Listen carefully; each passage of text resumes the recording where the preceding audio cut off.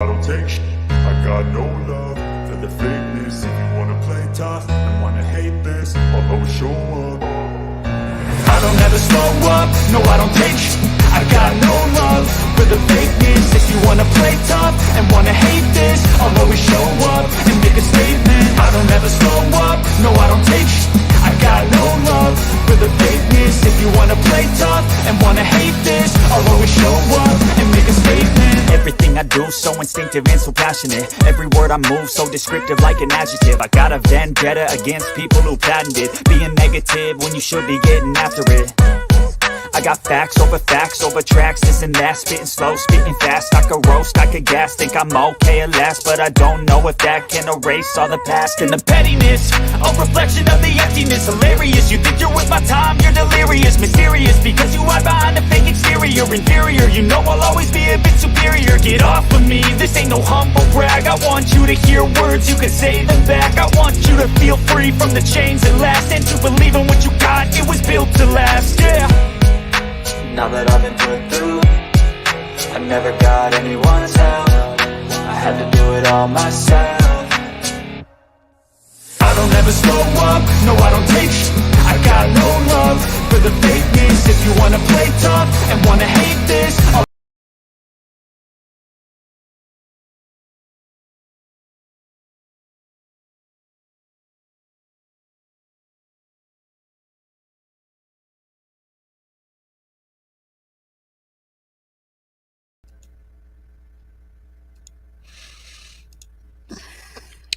Good morning, good morning, good morning. It's very early in the morning, but I can't sleep. I tell you, I had a night. So, y'all, I'm woke, and most of y'all will see this on a replay anyway. So, I'm gonna talk about love, life after lockup. I scheduled this yesterday, and I shouldn't have did it, but I had took my medication, and before you know it, I was out of it. So, yeah. So I'm doing this video and getting this video on out the way because there's more to come. So, y'all, everybody is talking about this fight with Monique's sisters and Derick's sisters, like it was pre-planned and what have you. But we're going to get into some things with that. But let's talk about Justine and Michael. So Justine and Michael, they go to see this doula for this pregnancy. Now a doula is someone is like an emotional support, almost like a midwife. They help you with your stress level, things that you need help with, they're there for you. So you don't have to be there by yourself. Now she already have 3 kids, so I really don't see the need for a doula. But I mean, this is her pregnancy. Hopefully I'll get an interview with her because I've been reaching out to her, and she did say, told me just hit her in her DE and we'll work on that. So hopefully, by the time this season is over with, she'll be able to talk about what happened. But anyway, she needed a doula for this pregnancy. Michael think that he can make all the final decisions, but he doesn't want Justine to be stressed. He wants Justine to be stress free. He's just going about it the wrong way. You can't be mad because he want a better life, you know, and he's doing things the right way. He just need to bend a little bit more. His delivery comes off wrong. So Justine is going to eat her baby placenta, honey. More power to you, Justine. You put that in Mike said you can put it in a smoothie and he was going to eat it too. Mike said no. Okay. I'm not girl, you got my stomach crawling, and I just can't see me eating no placenta, okay? But anyway, they say it helps with depression that you may go through. So there are a lot of people that it helps out. It does have some type of benefits to it. But Mike's not up for the challenge. Justine talked about her son medical problems. They also talked about the morning they're moving by the summer. They want to have, a house bill, and Santana outbursts bother Mike, because he talked to his mom any kind of way, but he has autism. Allegedly he has autism, so you got to understand, autism. And I think this is the one that does have it. It may not be, but I think it's one of her boys that have it, and it took him a long time to get it diagnosed. But yeah, one of them had autism allegedly. But they got different parenting skills, you know what I'm saying? So Mike is more stricter, and Justine is not the strict one, but they do pay the consequences for their mishaps. She let Mike know he has to learn from other people, and talking to her so rude. So, if a person talk to you a certain type of way, they'd have seen somebody else talk to you in the same manner, and if you don't do anything about it or come back at it, then that's how they're going to be. That's just in my opinion. But y'all, Pappy and Amber, things are not going well with Erica. Pappy and her old man been arguing. She's trying to find a way to leave Eric. Eric is jealous of Amber relationship.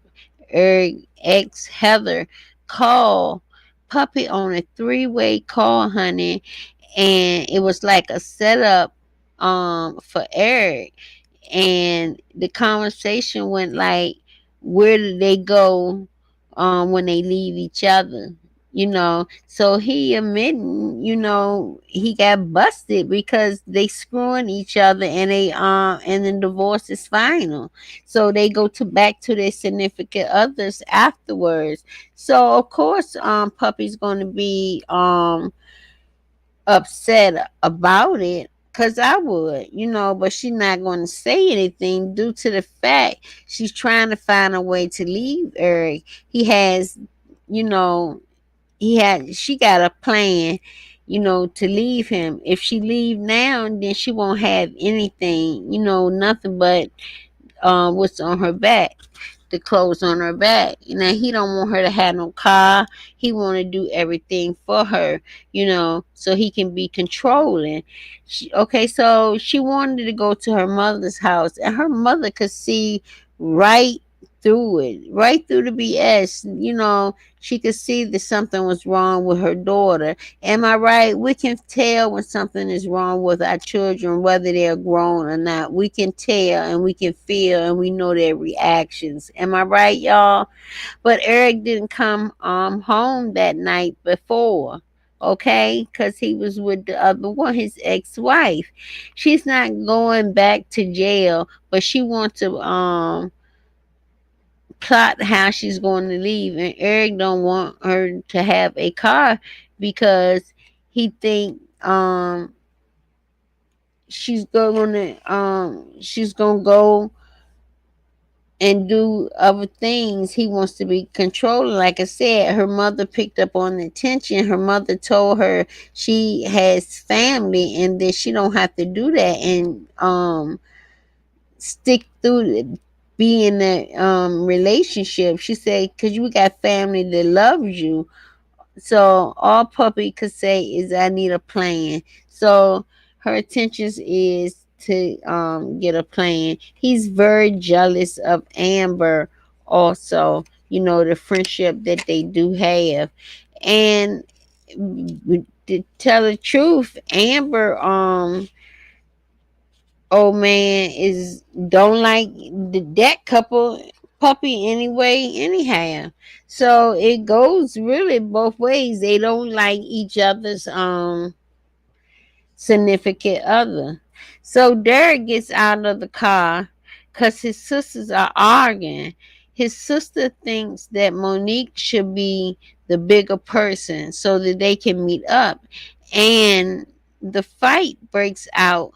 Derick is trying his best to break the fight up, but he got his sister and his girl fighting. This is why Monique wanted to talk before the party, because you we go to your house and it's going to be at the sister's house and the party is going to be there, and then it's going to be tension. So they wanted to, Monique and them wanted to talk about everything before they go, so it wouldn't be no family breaking up and doing exactly what happened. A fight broke out.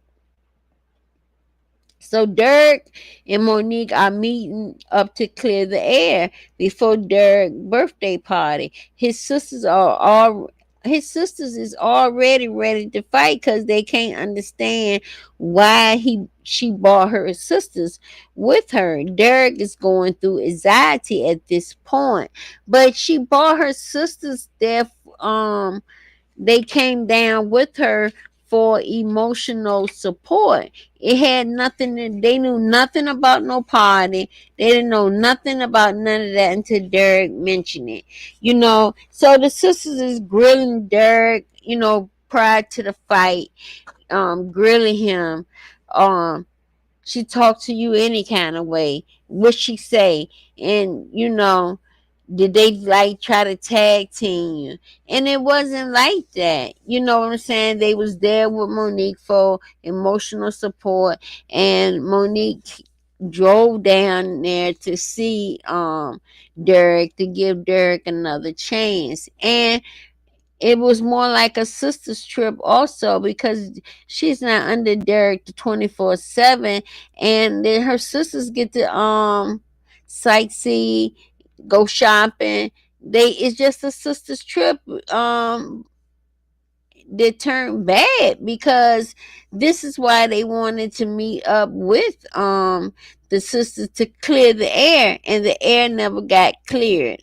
Now one of his sisters, you know, is trans. Now, I think she is wrong. Can't no woman fight no man, you know, and I don't know if the trans went all the way out, but you got strength. You are underneath all that, the beauty, the breasts, all that, you still trans and you fighting a woman. And I don't think that was fair. It just wasn't fair. And this is the one that's instigating all the time, just instigating, for no reason, no ever. She just instigate. you know she knew that she was ready to fight. But and on the other hand, if you look at it, Monique's sisters in there, and Monique was the aggressor also. She was the aggressor also. Get out the car. You ain't gonna do nothing. You ain't gonna do that, because the sister went back to the car now. Okay. The train, she wasn't really trying to fight Monique, on the real. So you got to look at this on both ways. Yes, this fight happened. The trans, she didn't want to really fight her because she got back in the car, but they kept saying, come on out, come on, you ain't gonna do nothing, you got all this mouth and all this and all that. And they talking about how they got their nails done and spent over $100 getting their nails, and they wasn't trying to fight. But it was a fight, and it was uncalled for. Yes, we like the drama on TV, and we can't believe what's going on. All this should have been done was had this conversation, because Derick and I are trying to move on with our relationship, and I'm trying to be okay with the sisters, because when you're in a relationship, if you don't get along with the other half of the family, there's always going to be some type of tension. And that's my afterthoughts on this fight. It was unnecessary, it was uncalled for, and it was wrong. Should no man put their hand on a woman? I don't care, trans, real man, none of that. And I'm not bashing the trans community, but like I know, a man don't put his hands on another woman. So that was wrong. Whether or not, but like I said, Monique and them was being adjective on aggravating on, and they kept pursuing it, kept on pursuing it, even after the lady got in the car. You know what I'm saying? So I'm not gonna put everything on his sister, the trans one. I'm not gonna put her on everything, because she did go back in the car and they invited her for a fight. So I think that was it, it served what it served, and I don't see no relationship going on with this family. So Sean and Sarah. Now, this okay, we're gonna get into it. So Sean and Sarah. Sean thought more on about what Sarah was talking about, being a better husband by helping her with the baby and around the house, and making more time for them. He wants to balance his time with his other children. So she didn't have a problem with him playing the game with his son. The problem was that that's the first thing he do when he get in the house. That's the first thing that he do when he get in the house. You know, okay, you might greet me, hello. Okay, but we got a baby, pick up the baby, kiss the baby, hold the baby, spend some time with you. She be in her little night negligees and stuff, trying to get your attention. Bought a swing, a sex swing for you, and you still didn't want to have any type of relationship because you stuck on this game. So the first thing he did when he got up, he grabbed the baby, you know, and started taking care of the baby, and he said he was going to wash the dishes. So after that, he was a heated argument. She woke she wanted to take up some, she want to get some breasts, okay? She want to go up, she wants to go up and to a size D, because after two children, she don't really, they got smaller, and Sean don't want to see her get them done. He feel like they can spend the money on something else. She been saving for this particular procedure, you know, to build up her self-confidence. And if that's what she want to do, then that's what she want to do. It's her money, she can do what she want to do. While in the exam room, the baby father calls, and she steps out the room. Sean feel like Sarah has changed, and he just he feel like she's changing. Okay, so she talked to Anthony, because Anthony is the on her first child, baby father, and he's in rehab and he's coming home, and he wants to build a relationship with his daughter, and he's going to have to sit down and let her know that that's his daughter. She talked to her mother about it. But getting back to this, she's going from, I guess she like a or B all the way to a D cup, which a D cup looked good on her, but Sean not really feeling it because it's going to bring more attention to her. But Anthony is doing better now, so um Sarah tells her mother, Abby is 8 years old now, and Anthony wants to tell her that he's her father. She don't want to tell Sean because he don't like Anthony. but that's this man's child, and he's going to have to be in this child's life, and they're going to have to do some type of co-parenting. And even though her mother has the baby, the little girl, you know, he can still build a relationship with them.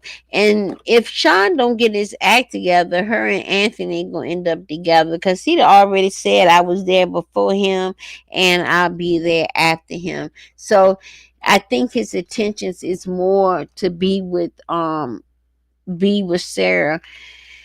So we'll find out, as the season go on, how this turns out. But I can guarantee you, Sean is going to be very jealous about it. Okay, so y'all, let's move right along. Taylor and Chance. Now Taylor jumped straight into it. She wanted to know why he didn't answer his phone. He tell Tyler what his plans are, and how this was a spare of the moment decision he made. He talked to Ethan and sent him a ticket to hang out for a few days, but he did this without consulting Tyler about it. So Tyler is upset because she couldn't they didn't talk it over with her first. He tells her, now check this out. He tells her he's a grown man and he don't have to tell her anything cuz they not married. But she said, well, we don't need to be married then if you can't tell me nothing. I don't see this couple making it. I really don't. I really don't. But he has debt over his head. He treats Tyler so bad, and he makes it be known that he's the man of the house, and he's having second thoughts. His phone ring, and he put his phone in his pocket, talking about he don't answer the phone on the weekend, and he this and that. But on like she said, I don't have to marry you. He didn't tell Ethan that she was pregnant. Ethan was shocked. So they go to dinner, and Chance the card declined. Not it didn't decline, but he didn't have enough money. I think the card declined, and he had to match cards up to come out to the amount. He had one with $40 on it, the other one had a certain amount, and he needed 70 something more dollars. And he asked Tyler, did she have anything on her card? And of course, she was pissed off because you decided to go to this fancy restaurant, but yet you can't um pay for dinner. You don't want to give me any money for the baby to fix up the baby room. I gotta go to the store and buy hand-me-down clothes. So no, Tyler was not happy. Now Tyler is concerned that he's changing, and she's asking him questions. But about Chance asking Ethan about his mom over and over and over again, and even talked about visiting them. And Ethan said he would have to talk to his mom, and doing this, he acted just like Tyler wasn't even there. You gonna sit there and ask about constant. I can see you asking how your mom doing, but you constantly asking her, you know, about his mom. And she was pissed off about that. So they tell the kids what the baby name's gonna be. The baby name, they having a boy, and they named the baby Mason. Now Chance lied and said it's a Ann Hester name, his great grandfather, and he's trying to keep the name in the family. And Tyler said he boosting that up because they got that name off a blanket. They got their name off a blanket, honey. So, you know, that's just how how that is. What's up, Diggs BTW. Thank you for joining me so early in the morning. This is the Twitch family. Thank you for joining me. But tell me what you think about it. What are your afterthoughts? If you want to come up, I can hit the link, and you more than welcome to come up and tell me what you think about all these situations that happen. What do you think about the fight? Do you think that Monique and them was wrong for that fight, or what? Do you think they was wrong? You know, I you know, I just think that that fight could have been avoided. I think the fight could have been avoided. I'm gonna hit the if you want to come up, I'm gonna hit this link. Let me see.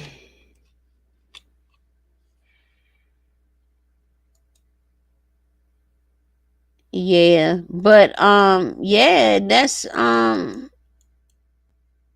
what's going on. I'm trying to but what's up, BTW? Tell me what you think about what's going on. What are your afterthoughts? Do anybody have any afterthoughts of what's going on with the fight? How do you feel about the fight? Do you think it could have been avoided, or do you think that they really wanted to come up and just start a damn fight? They were supposed to be talking, and the talking didn't happen. you know they felt one way, and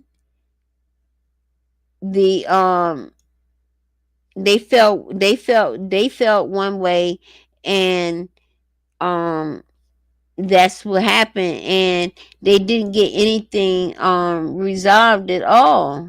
They didn't get anything resolved. So I don't know what the problem was, but I think it was a hot damn mess. That's what I think. I think it was a hot mess. If you want to hit the link, you can hit that link, and we can have a discussion this early in the morning. But if not, y'all, guess what? I'm gonna catch y'all on the next video. I'll catch y'all on the next video. This has been my commentary early in the morning on love life after lockup. Thank y'all for joining me. I catch y'all on the next video. Bye bye.